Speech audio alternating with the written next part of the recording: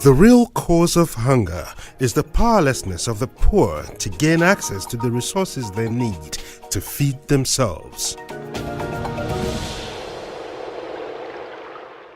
The words of American food policy researcher and writer Frances Moore Lopez. They ring true of most vulnerable people around the world, but for people who live with the impact of conflict, natural disaster and climate change, the powerlessness to access resources to feed themselves is a daily reality. In Nigeria, the northeast geopolitical zone is a typical example of this reality because of the Boko Haram insurgency that has killed 20,000 people and displaced 2 million others since 2009. This has foisted one of the world's largest humanitarian crises on Nigeria's northeast. The ripple effect of the crisis is so severe that even areas not directly affected have been listed among the most vulnerable in terms of food security. The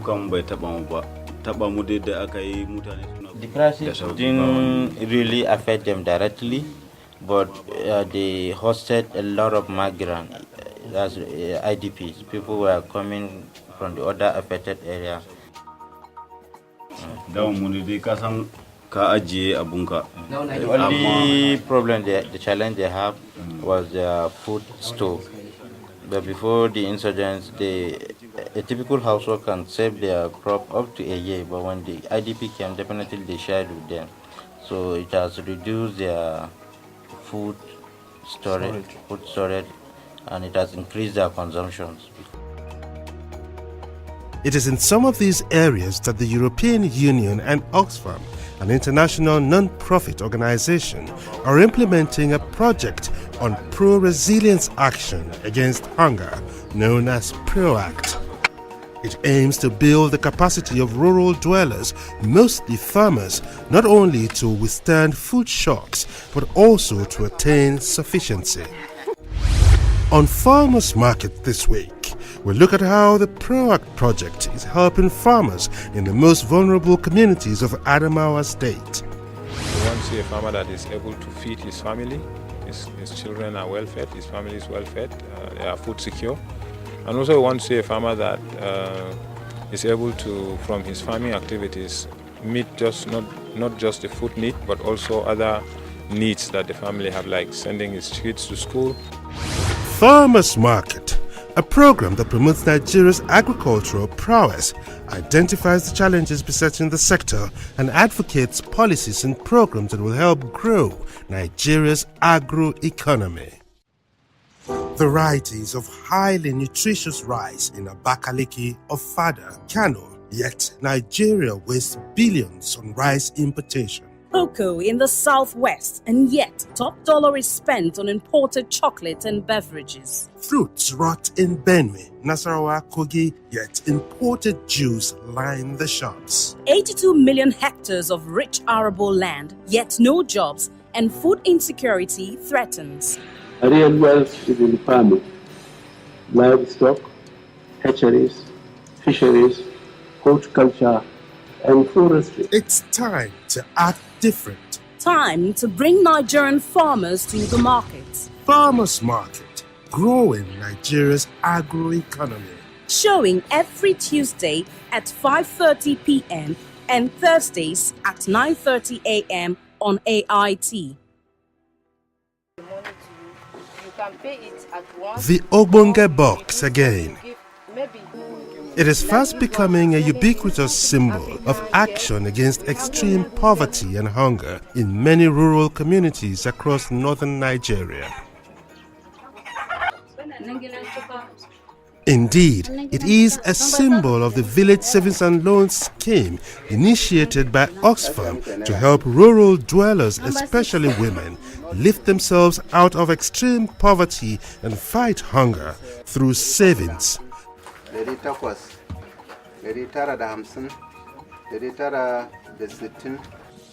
Loan advancement and communal help in times of individual need. I have really benefited a lot from the formation of this group because as a result of being a member of this group, I'm able to possess a water pump machine of my own now.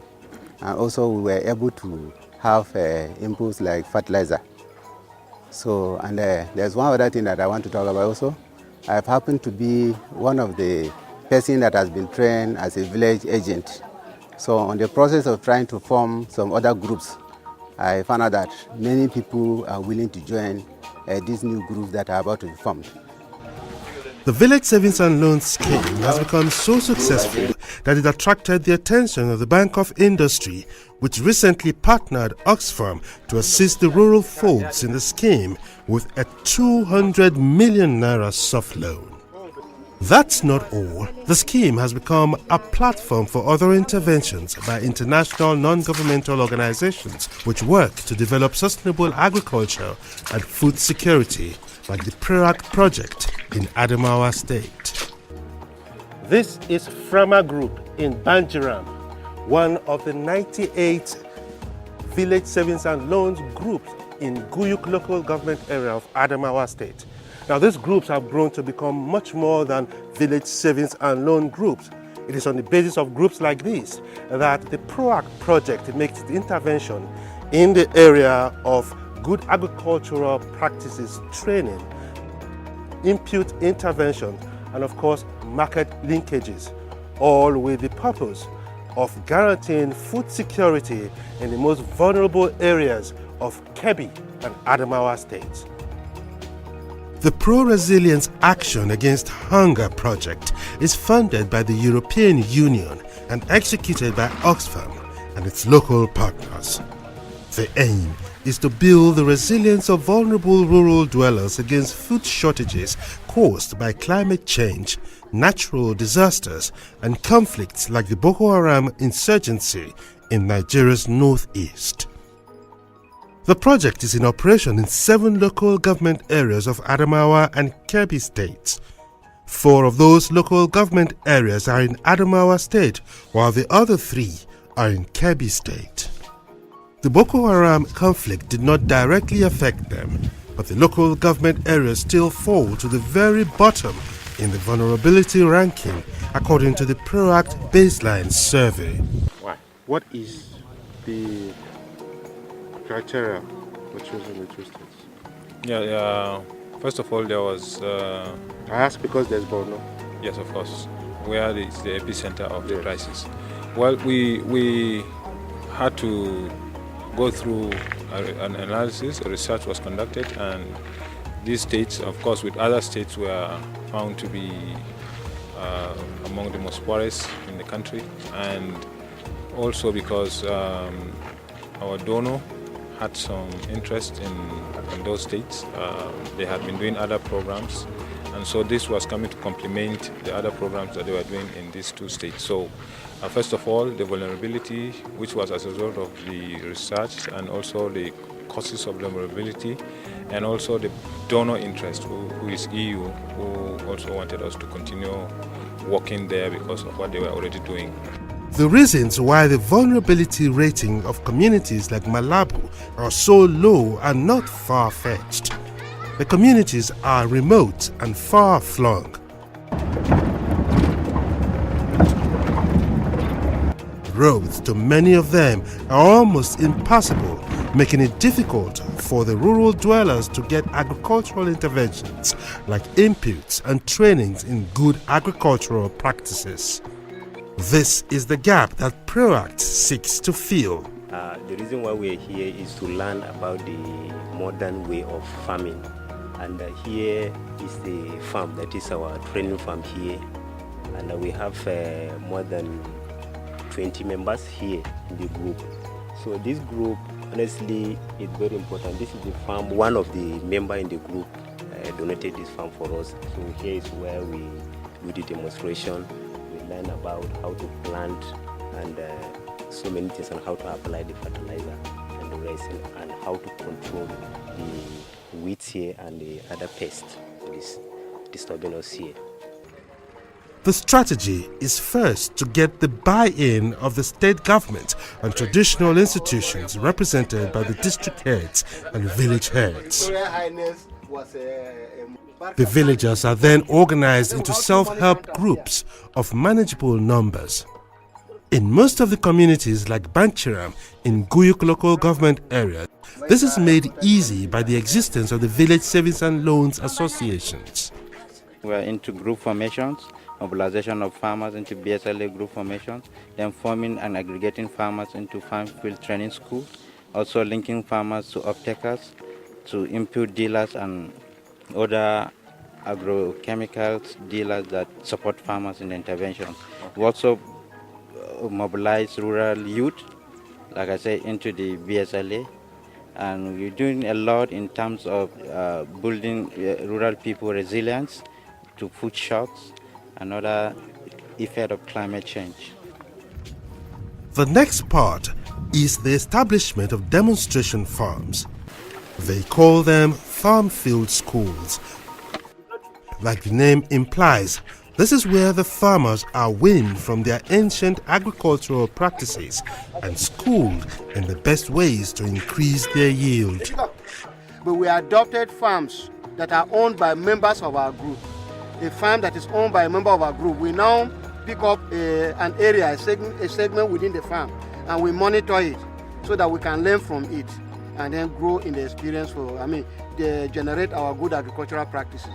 So this is the farm, one of the members' farms, where they do their practice every week.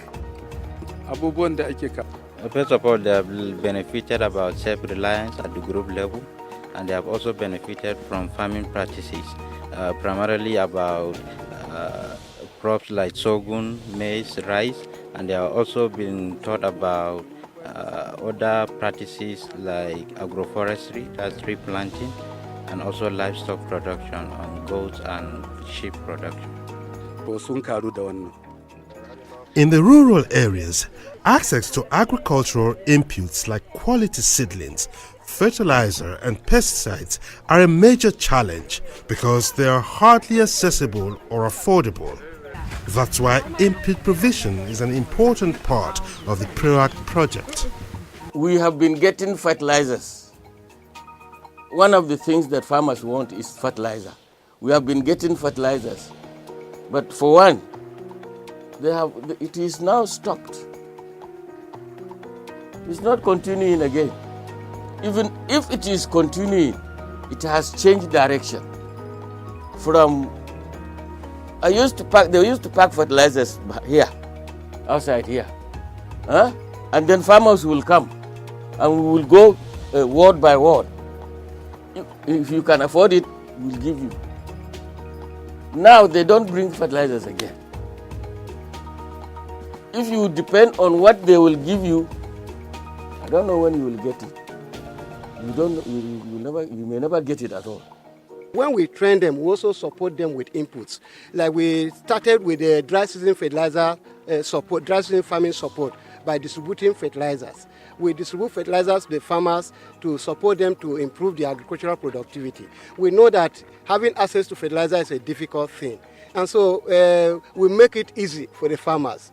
We have established a relationship with them. Like I told you, the village savings form a platform. So through the village savings, we know we have established a relationship with them. We are confident dealing with them. So to those that had access, who could access the fertilizer cash, we give them cash. To those that were not able to access complete cash, we gave them part credit. While others, among them, we know that there are others who really will need the fertilizers but will not have the money. We gave them on total credit.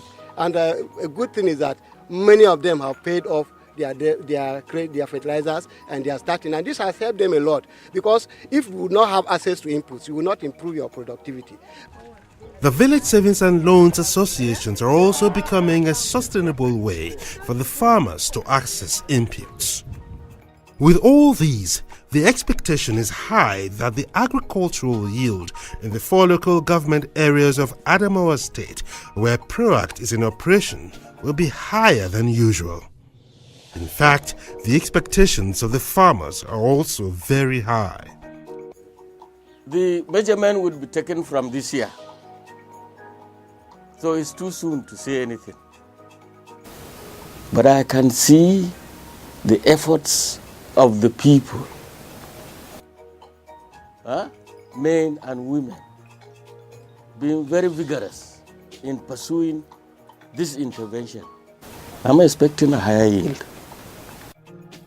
Ordinarily, the farmers who used to subsistence agriculture would not have known what to do with the high yield.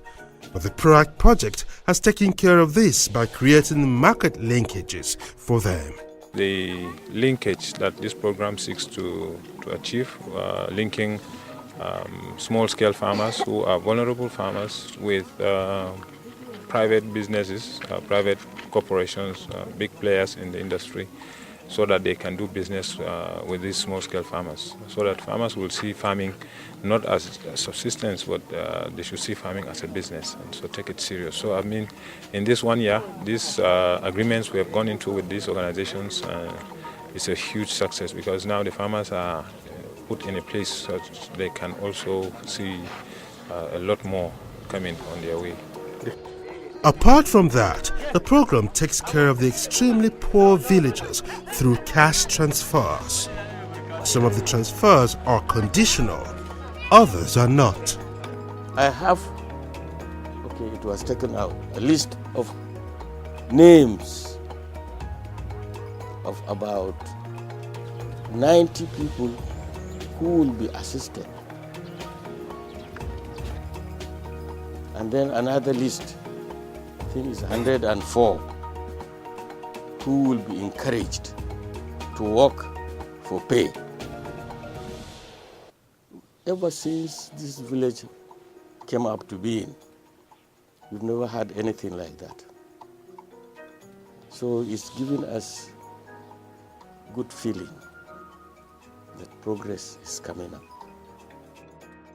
As in every other part of the country, access to land is a major challenge in Adamawa State, especially for women, and the situation is worse during the rainy season. The issue of land is affecting almost every community nationwide. But it depends on what you are trying to do. If you are coming at a time which is mainly dry season, that is when people don't use their lands, all the villages will get whatever they want because there is enough land. If you are irrigating your crop in the dry season, there is available land. In the rainy season, that is when everybody, even those that don't live in Banjaram, come back home to grow their crops. That's where the limitation will come in. The situation is no different in Malabo, near the border with Cameroon. In fact, the villagers say they go as far as Cameroon sometimes to get land for farming. However, what's different here is that land is a communal asset distributed through the traditional institution. The access of getting land in Malabo is belong to the district head, village head, and ward head. Nobody owns his own land or inherit land in Malabo community. Every person who came to Malabo, he want to farm, he will go to the ward head and ask farmland. If there is a free farmland where people are not cultivating, they will take him to there and give him the farm. So after he harvests, there is certain percentage that he will give to the ward head. Okay. So after harvesting, the land goes back to the village heads? Well, if you do what is required for you to do, still the land belongs to you also. Okay, you can, even how many years you can still using it. Okay. What if in Nigeria our politics is very different? If you support APC and I support PDP, and you are the one in control of land, will you give me land? Yes. Before this problem was raised, but the community, the district head dissolved this thing. Whatever politics you are performing is your own personal interest. So they will not mix it with giving land.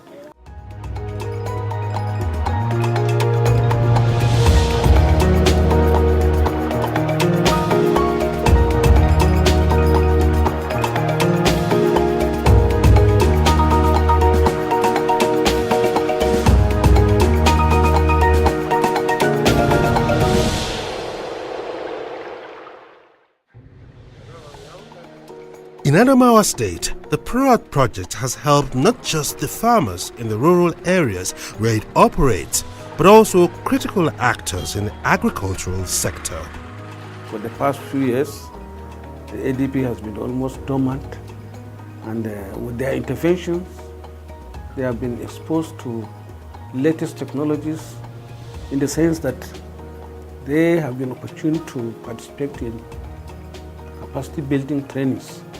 I know about 2 weeks back, 2 weeks training was conducted for them, of which they have forgotten when. They even went for a day or two training. And not only that, even the headquarters staffs, including myself, we have traveled to Abuja to participate in trainings which we have also felt the impact of the training in our day-to-day activities. The project has become a symbolism of Nigeria's untapped agricultural potentials. This is because its essence is to show the rural communities that they can pull themselves out of extreme poverty if they work together to harness available human and natural resources. This is a lesson that seems lost on critical actors. People always, when they see help, they want more help. They want more help, forgetting that this help is to take them out to live on their own and start building others. Am I saying, are you understanding me? Yeah, wow. What we are seeing as a challenge now is the understanding of the farmers. We want to bring them up to speed to what this project seeks to achieve, because basically some of them have a very limited understanding of what this project wants to provide for them, and so they look at it just as a project that has come to just provide them with inputs, and that's all. It's a challenge because it will skew them away from looking at the other aspects of the project that may make much more difference to them than just the input that they are able to access. The 4-year project is almost halfway through already, and the expectation of those executing it is that the farmers and other critical actors will not only take advantage of it, but own it. We want to see a farmer that can walk into any organization that has something to do with him and do business. We want to see a farmer that can address some of his challenges by being able to access inputs wherever they are. We want to see a farmer that is able to feed his family. His children are well fed, his family is well fed, they are food secure. And also we want to see a farmer that is able to, from his farming activities, meet just not just the food need, but also other needs that the family have, like sending his kids to school, and also making sure that his kids are able to access medical health services. We also want to see a farmer who is able to carry out his business, his farming activities with a profit mind, as he starts from the beginning.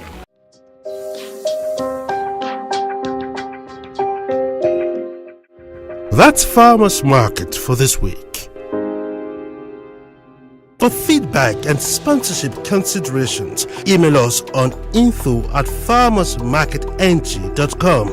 Follow us on Twitter @farmersmarketng and like our Facebook page. It's facebook.com/farmersmarketng. Farmers Market returns same time, same station next week. Thanks for watching.